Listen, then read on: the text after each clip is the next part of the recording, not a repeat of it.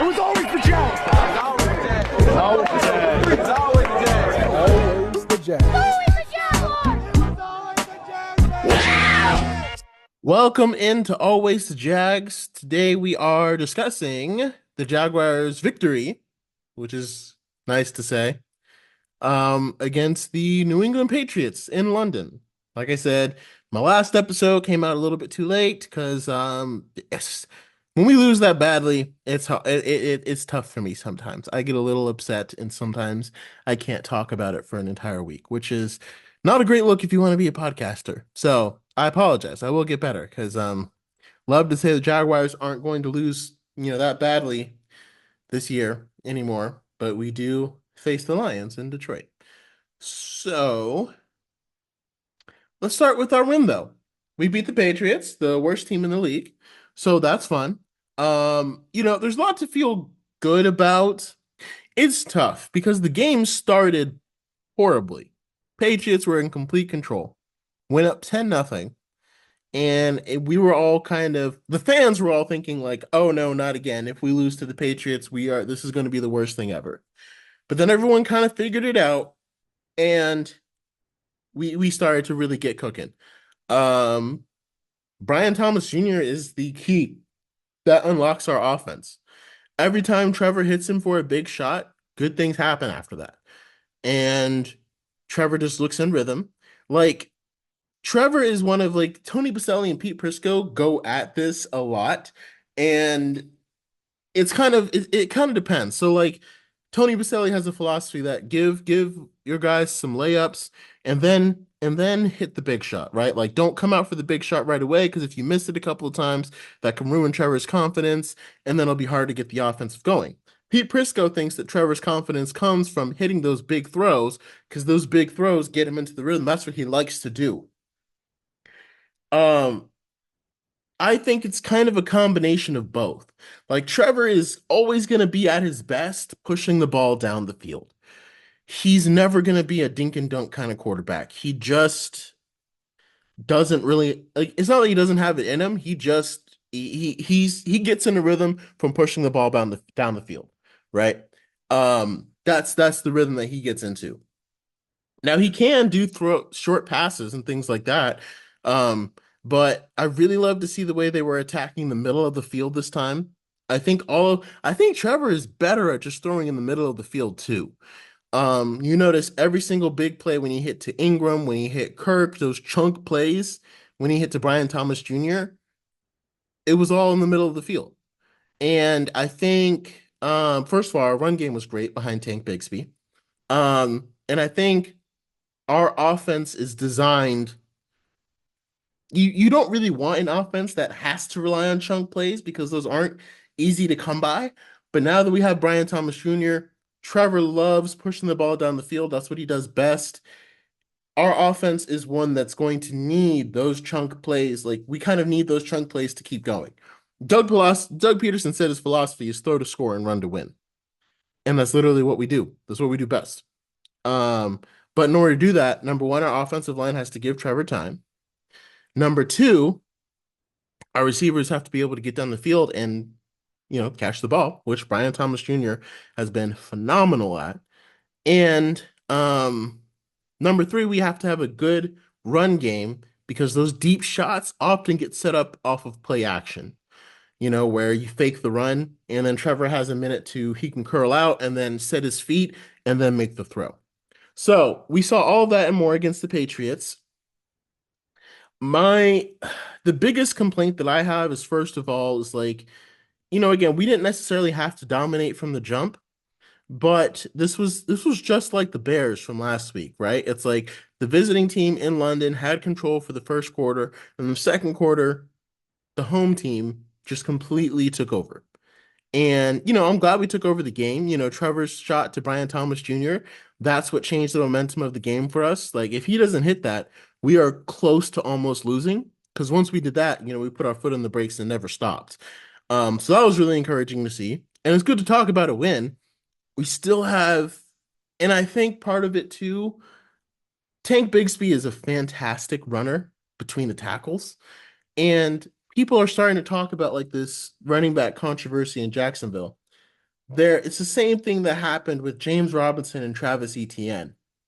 There is no running back controversy.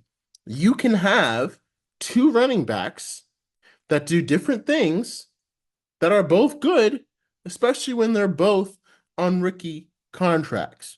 It doesn't mean that Tank is coming for Travis Etienne's running back one job, and it doesn't mean that Travis Etienne isn't going to be the starting running back anymore. To me, whoever you want to be the starting running back, this the only the number one thing for who should be the starting running back is who is better in pass protection. Because I've noticed that's what we've been missing ever since we got rid of James Robinson.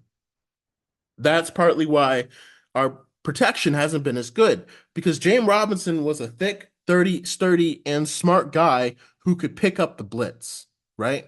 Travis Etienne is not big enough to pick up the blitz. Every time someone comes in, corner, like Travis Etienne can outrun people, but every time a corner's coming in for a blitz or a defensive lineman, anything, he can't block him. He gets knocked over every single time. Go look at the tape and tell me I'm wrong. And that's because Travis Etienne's not built that way.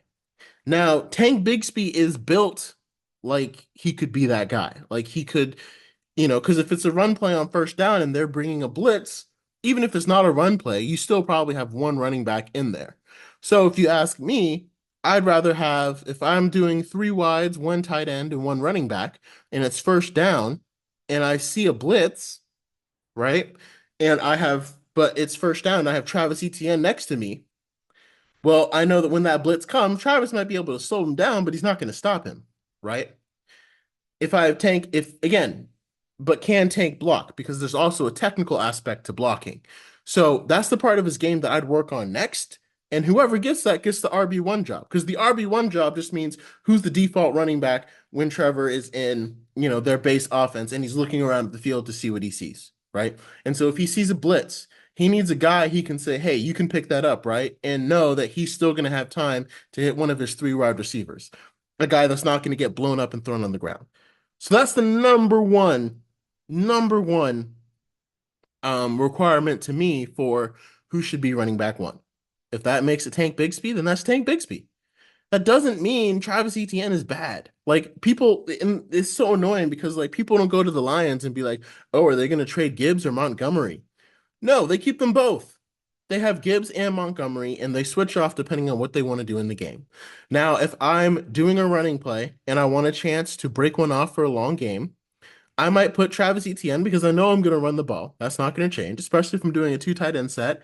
Then I might swap out Bigsby and put in Etienne to see if he can bust one off for a long one. Or if I want to run around the edge, because Travis Etienne is really good to go around the edge. If I want to go between the tackles, I'll put Tank Bigsby in. Or you can run two wide receivers, two running back sets with one tight end, and now they don't know, like you could run through the tackles with Tank Bigsby, or you could run to the edge with Etienne. Or you could fake the run to Bigsby, let Etienne sneak out on the flat and hit him for a nice little screenplay. There are so many things you can do if you keep two players with different skill sets. Now, like I said, if this was James Robinson and Tank Bigsby, well, both of them are very similar in their running styles. So to me, that's redundant in having two of the same player. But everybody, let's stop this running back controversy talk about should we trade Etienne to Dallas or what could we get for him? I hate it. And all the talk about reporters being like, hey, Doug, is Tank coming for Travis's job? Everybody has different roles that they play. Tank can't really do Travis's job because he's not as good in the run game, and Tank is not as shifty as Etienne. He can make some really good cuts. Don't get me wrong. Fantastic cuts. But Etienne has like that scat back kind of Austin Eckler kind of feel to him, right? And that's valuable. That's fantastic to have. Keep them. Keep them both and try to go beat the Packers. And we should be looking to be buyers, not sellers at the deadline. Now, like there's some players I think that we could trade and get something back for. Chad Muma could work on a lot of teams now that Ventrell Miller has really come on. Um, I don't think I would trade Devin Lloyd with Foye Oluokun coming back, but we do have three starting linebackers now.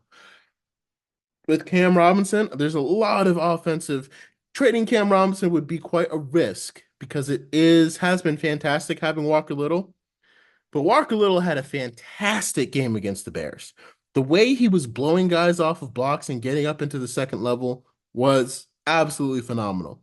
So I think it's enough to say that Little should, to me, what Little showed today, now again, it was against the Patriots, so you gotta take that with a grain of salt.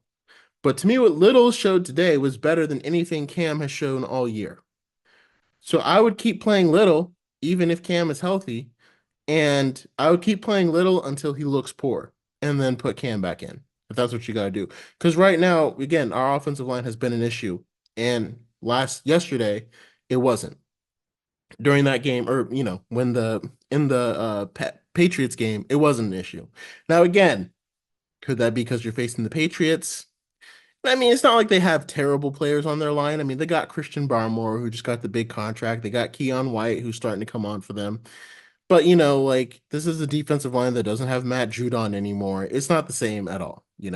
So all of that kind of makes a difference. Now, if as we approach the trade deadline, if I'm Doug, honestly, if I'm looking to make a trade, again, I want to be a buyer. I think I'm looking towards safeties. I like how they put Darnell Savage at safety and sat Antonio Johnson. I'm sorry, he just hasn't been as good. And I'd hate to bench Andre Cisco. And I think having Andrew Wingard and Tashawn Gibson come back will help a lot to kind of give us some more depth at safety. Because again, I don't want to sit Andre Cisco. He had a great pick against the Bears. I still think he could be a ball hawk. A ball hawk. He should have had another pick um against the Patriots. But the issue is there's like even on that one play where Josh Allen weirdly dropped into coverage, which is another thing. Don't understand what Ryan Nielsen's doing there. Why have him drop into coverage? He rushes a passer. Sure, you want to switch it up and keep the blitz coming from different areas, but you can only do that if your guys can actually drop back in coverage. And Josh Allen, and that led to a touchdown, you know? And I'm sure we all would be saying like, oh wow, that was a great play call if it actually got the sack on 3rd and goal against the Patriots. However, we'd also be saying that was a great play call if Josh Allen got the sack and that guy was covered. So anyway, I say all that to say like again, even though again we were playing against the Patriots, on that play, Andre Cisco, like from the safety spot, that running back had to slow down a little bit to try to get out of the way of Josh Hines Allen. And to me, if you're a safety, that's when you come in and blow him up, right? Like as a heat-seeking missile. And we didn't see any of that from Cisco. And I remember watching that play and being like, you had a chance to keep him out the end zone. But it felt like he got there and slowed down and like waited to see if Josh Hines Allen was going to make the tackle. And then he's like, oh, okay, he didn't, so I'll try to go make it. It's like, I don't know what's going on in his head right now. He's in a contract year. At this point, he's going to be fortunate to end up on an NFL team next year if he keeps playing the way he's playing. So, I don't know what the solution is there. I think if I'm Trent Baalke, I'm looking to make a trade to fortify the secondary. Whether that's I think Tyson Campbell and Monteric Brown can be a starting duo, but I'm still looking and calling about guys like Marshawn Lattimore or Greg Newsome. It'd be even better to get a guy who could play safety and cornerback. That way we could put him into any position that's really suffering. With Tyson Campbell coming back, another week removed from that hamstring, this was a good week for him to come back because now against the Packers, he'll have another week to kind of work that hamstring and be up. So I feel better about our chances. But man, the Packers are a good team. The Packers are a good team. And also, Ryan Nielsen was switching out Darby and Campbell and Monteric Brown a lot, which was understandable from the standpoint that Tyson Campbell is just now coming back, still off of his hamstring. Give him a second to kind of come in. However, Monteric Brown has been playing way better than Ronald Darby. So from this point on, Ronald Darby sits until Monteric Brown plays as bad as Darby did earlier in the year. So I don't care what you paid him. It doesn't matter. He sits. Best players give us the best chance to win. Whoever's playing the best gives us the best chance to win. That's who you play. So Yeah, I mean this Packers game will determine if Jaguars become buyers or sellers. Trade deadline is November 1st. It's just that simple. People will be I see even fans asking us to trade ETN to Dallas, and I'm like, no, keep him. He's great. He is great. He can literally you can line up like people like the things that you can do with Travis Etienne still in your lineup. Again, when we look at the Lions, no one says Montgomery and Gibbs. Oh, that's a terrible. Oh, who's gonna be traded out of those two? No, they're two backs that are brought in for different. And Montgomery and Gibbs are more similar than Etienne and Bigsby. Again, if we have both running backs in the game and we're playing two wideouts and a tight end, ETN can literally run a route and get deep. He can run routes like a wide receiver. And that's a great way to switch up whatever they're doing. You can fake the handoff to Bigsby, let him pick up the blitz as well. And the next thing you know, ETN is halfway down the field because he's a mismatch for linebackers and safeties because there's very few that can keep up with him. And he won't get pressed at the line of scrimmage by a cornerback because he's starting from the backfield. Those are the things I'm talking about. That's the kind of and I think you get that by making Tank Bigsby the RB1. Because again, if he learns how to block or just to at least pick up a blitz, because usually blitzing you don't have to there's not as many moves involved when you're picking up a blitz because usually they just run at you. Like safeties and linebackers that blitz don't generally have like a whole bunch of moves. So Tank Bigsby just needs to go at them like he's running the football and just knock him over, right? Like that's all he needs to do. And if he can incorporate that in our game, he's RB1. I'm sorry. He's better at pass protection, and we need that. Trevor needs a guy who can pick up the blitz. It's just that simple. Um, so it's like it's hard to say if we play this way against that we played against the Patriots, against the Packers, we'll still win because if we go down 10-0 against the Packers, we're gonna lose. The Packers are good enough, are too good for us to do that, you know. And again, it's like, are we going to play this way against the Packers? Well, the Packers are a much better team. The chances of us playing that well, it's hard to know, right? And I mean, I heard Pete Prisco even talking about already trading Christian Kirk, and no, no, no, I don't. The only people I would consider trading, Chad Muma, maybe Devin Lloyd. That's it. It's the only people I would consider trading, and Cam Robinson. Those are the only three. And I think you could be, if you're trading one of those, to me, you could be a seller and buyer because I still feel like I would feel like if we had at least beat the Browns and had 3 wins at this point, even though we have this gauntlet and even if we went into our bye 3-7, you still are like, okay, we can end the year 10-7 because the Jets don't even look that good now that they got Devontae Adams. And But since we only have 2 wins, we're 2-6. It makes and with the trade deadline, it makes the Packers game end up being must win, which is a terrible opponent that you want to face for a must win game. Like we thought the Bears were tough. Look, like okay, the Packers coming into town is going to be horrible. So, only thing we have is that it's at home, um, which can kind of help. But overall, it's going to be an uphill climb. It's going to be an uphill climb. So, I say all that to say, like, if we can just play our defense with our best players, we have a chance to get some good mismatches. Like the center and the right guard for the Packers, as Pete Prisco brought out, they're not that good. The tackles are very good. They're going to give Trayvon Walker and Josh Hines Allen fits. But if Eric Armstead stays inside, we can really mess them up. And in fact, I would consider, if I'm Ryan Nielsen, because again, the best thing that you can do is get your best players on their worst players. So if I'm looking at the defense, again, this would work great if we had a third edge rusher. But if I can put Armstead and Trayvon Walker inside, because Trayvon Walker can rush really well from the three technique, and so can Eric Armstead. And now their, guard, center, and right guard have to deal with those two.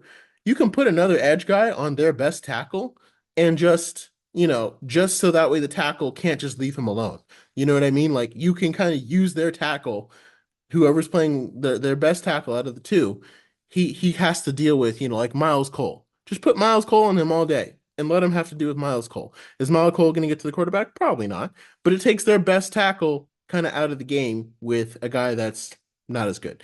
And now they'll have to block Eric Armstead, Josh Hines Allen, and Trayvon Walker.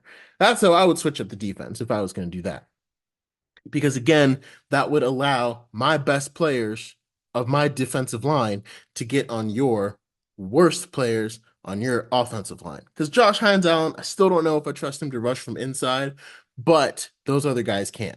And again, the best left tackle can't help you double team Trayvon Walker, because if he does that, Miles Cole gets a free shot at the quarterback. And any pass rusher, if you give them a free lane to the quarterback, they're going to get home. So that's the kind of mismatches that I would be trying to create if I was Ryan Nielsen. Of course, he's probably going to switch guys out. We're probably going to see Tyler Lacey on the first down, on the first touchdown play. And once I see that, I might even turn off the game. Who knows? I'm going to be absolutely just lost, lose it if that happens. Um, this is why we got flexed out of Sunday Night Football in Philly,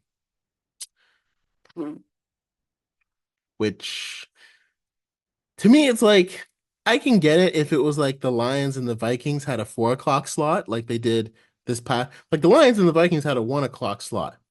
This should have been the Sunday night game, right? Because I don't even know who played Sunday night, but like Lions and the Vikings, that was a classic, incredibly good game. But the Vikings and the Colts, really? Like you flex this out for the Vikings and the Colts? We beat the Colts. Sure, they have a winning record, but do they really look that good?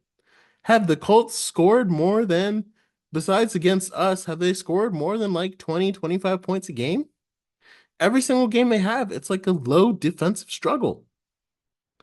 So that annoyed me because to me, you can't really say the Colts are better than the Jaguars. Just saying.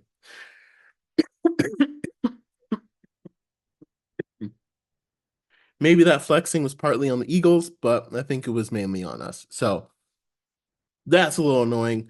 I don't know if the players can use that to get fired up, but I definitely would, because that might be our last chance at playing. Like if Monday night is our last primetime game, that's a horrible showing. And if we don't make the playoffs, we're not going to get any primetime games next year. The NFL is going to be like, oh, the Jaguars are another crappy team again. So no, no, no. We won't. Like we were fortunate to get our 2 primetime slots this year. So say all that to say, we'll see what we can do against the Packers. Hopefully, Ryan Nielsen can do some creative stuff. Hopefully, Doug Peterson will have some creative things against the Packers. I think running the ball with Tank Bigsby is going to be a great way to keep things open. And I think the running game is again opening up so much. Brian Thomas Jr. and Tank Bigsby, like that's creating that's kind of our trio now. Brian Thomas Jr., Tank Bigsby, and Trevor Lawrence. And it's creating a nice opening because Tank Bigsby running so hard open things up because you kind of need multiple guys to get him down. So you almost want to stack the box when you see him in the game. But if you don't stack the box, Brian Thomas Jr. can run past your cornerback because you're going to need safety help to stop Brian Thomas Jr. Like Christian Gonzalez made a fantastic play, and Brian Thomas Jr. still caught that 60-yard bomb. Like if Christian Gonzalez was any lesser of a cornerback, Brian Thomas Jr. would have been a house call because he had him beat. And the ball was thrown perfectly because Brian Thomas Jr. didn't even have to stop his stride in order to catch it.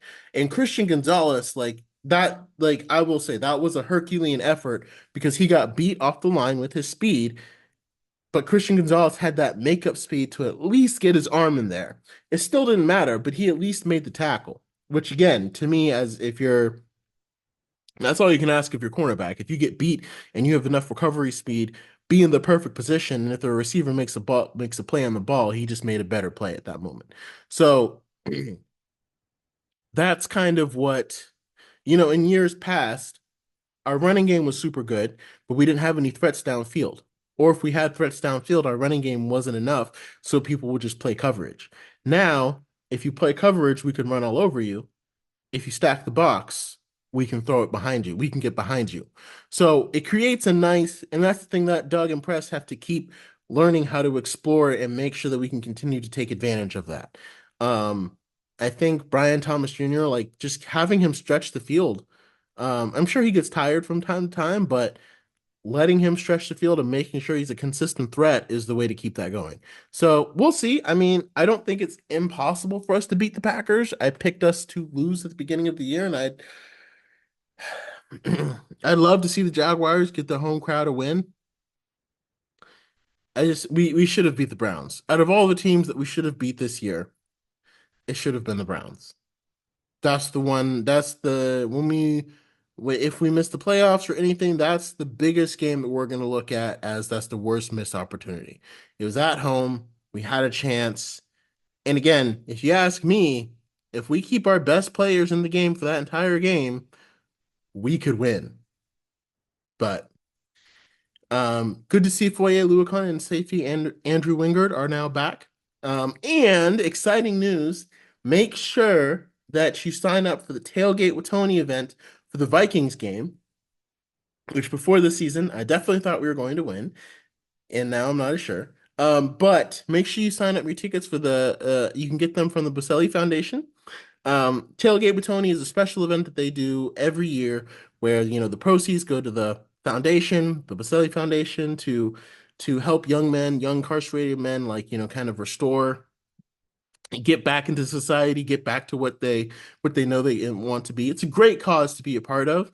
Um, I got a chance to take a picture with Fred Taylor and Tony Baselli last year, and he signed my hat this year. I mean, last year, which I wear every single. This is Tony Baselli's signature. So make sure you get your tickets for it. I'm going to be there. You can get a picture with Fred Taylor there. Asher Grodman from Ghost was there, and the live music was fantastic as well. So make sure you sign up. Make sure you get there. It's going to be in Metropolitan Park in November in Jacksonville. Should be a beautiful day to come out. Not too hot, and then we'll go watch and see maybe if we can snatch one from the Vikings at home. But in the meantime, never forget, as hard as it gets, never forget, it was always the Jack.